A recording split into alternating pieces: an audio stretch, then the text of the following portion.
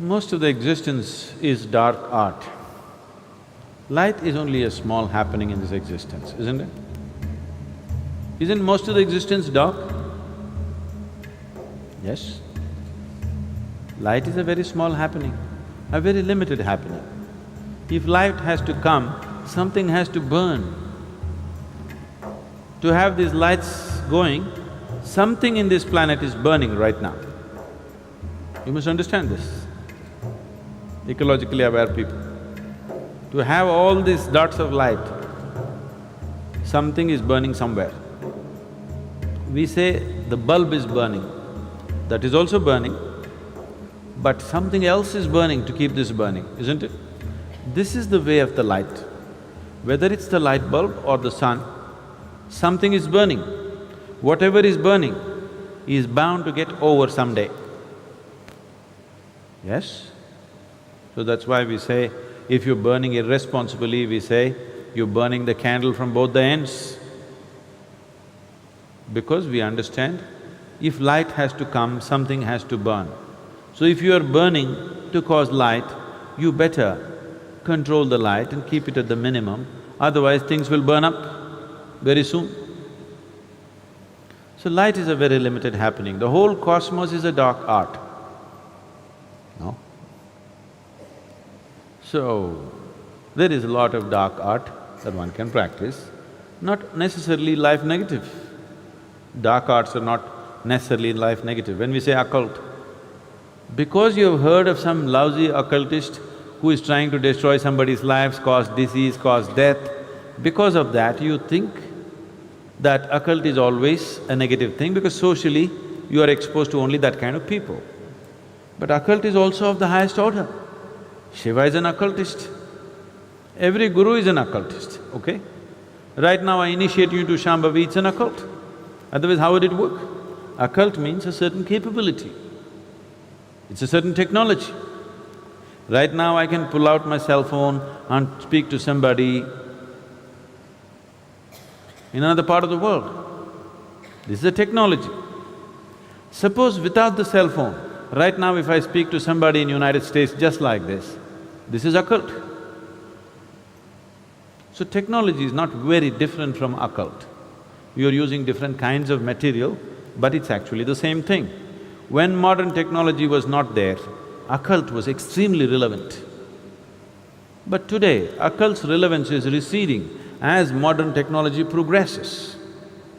See, now you came from Mumbai, Bombay, Mumbai. I'm getting it right in your head so that you don't get into trouble. Suppose 1,000 years ago, you heard of Sadhguru in Coimbatore, but your heart is longing, you want to go. But Mumbai to Coimbatore walking and coming, not a simple journey. If you venture, you don't know whether you'll again go back to Mumbai or not. You don't know what to expect on the way, you may never make it. So, you sit in Mumbai and, "Oh Sadhguru, please reach out to me, I cannot come, please."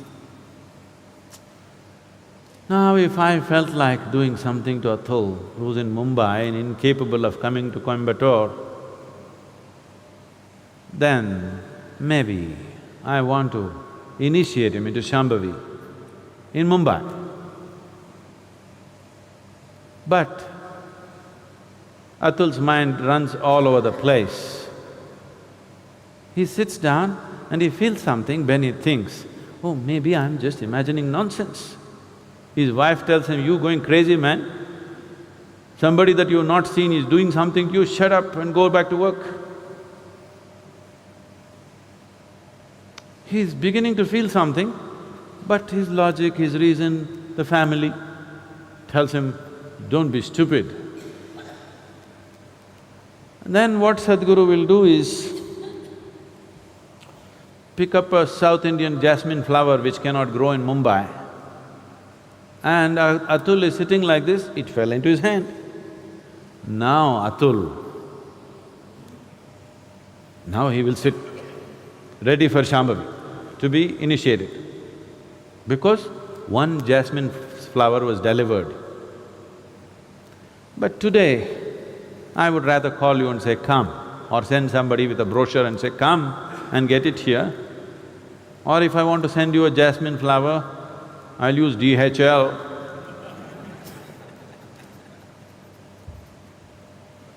So modern technology is making occult obsolete, but I want you to look back 1,000 years ago, just see the immense value of occult.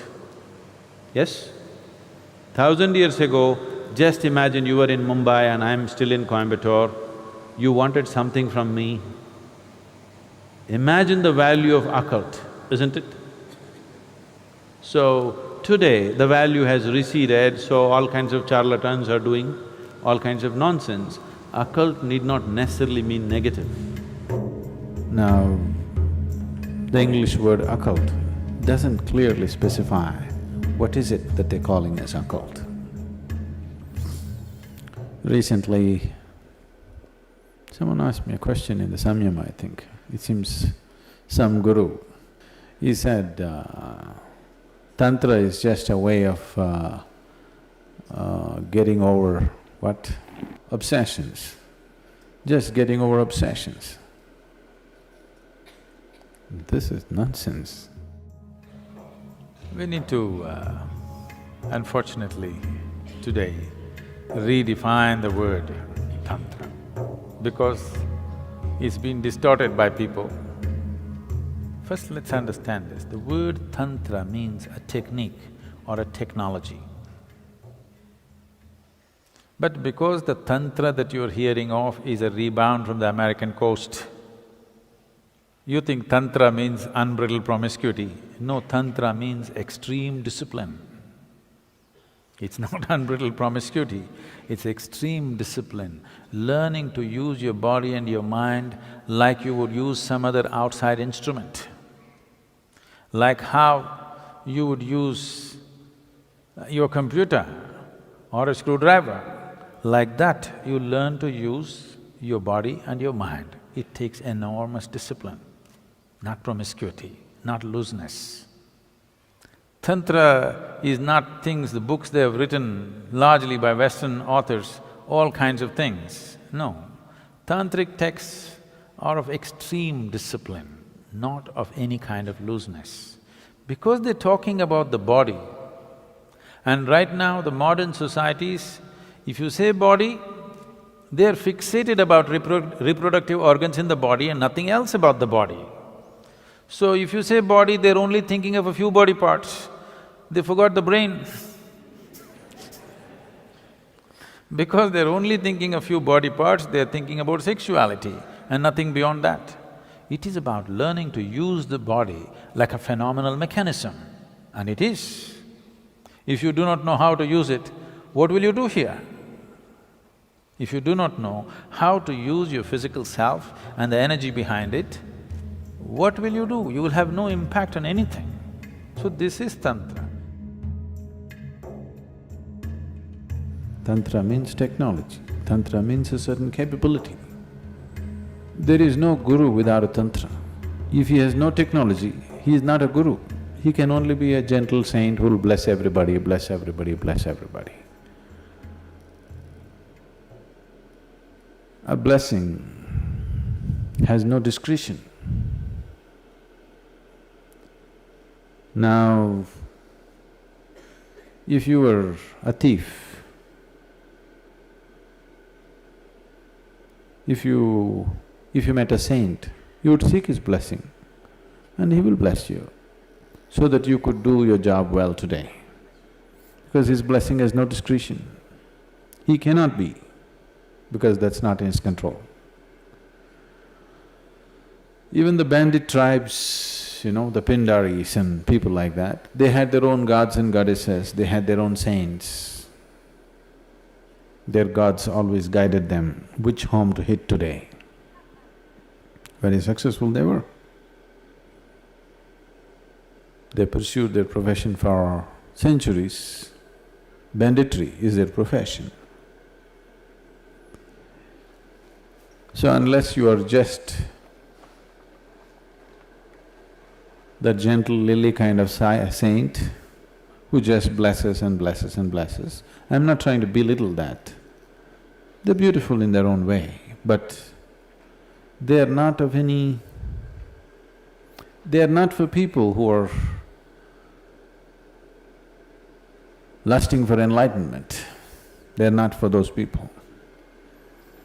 They're only for people who are just seeking small improvements in their life.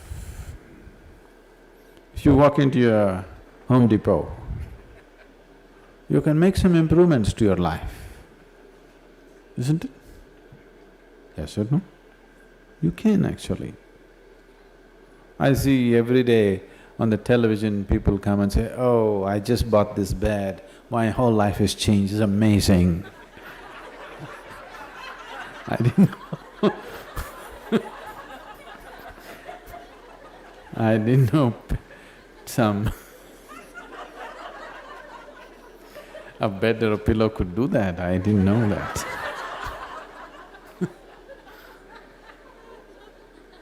Have you seen this? My whole life has changed completely. So, if you walk into the Home Depot and walk out with something that you didn't have, you could change your life a little bit. Life-changing, the word life-changing, how much of it changes subject to so many things. What has changed is subject to many things, isn't it? Suppose you're cold right now, you didn't have a jacket like me, and you got one. It's life-changing right now, isn't it? Isn't it so? So is that what we're talking about? If that is so, it is fine, blessing and blessing and blessing. But if you're talking about spiritual growth, reaching to your ultimate nature, what is a guru without a capability? You can't call him a guru. So capability means a certain ability to do things which people cannot do for themselves. So if there is… I want this to be clear in your head, if there is no Tantra, when I say Tantra, if there's no technology, Tantra is just a Sanskrit word for technology, not the way you've been psyched to believe. So if there is no Tantra, there is no guru, really.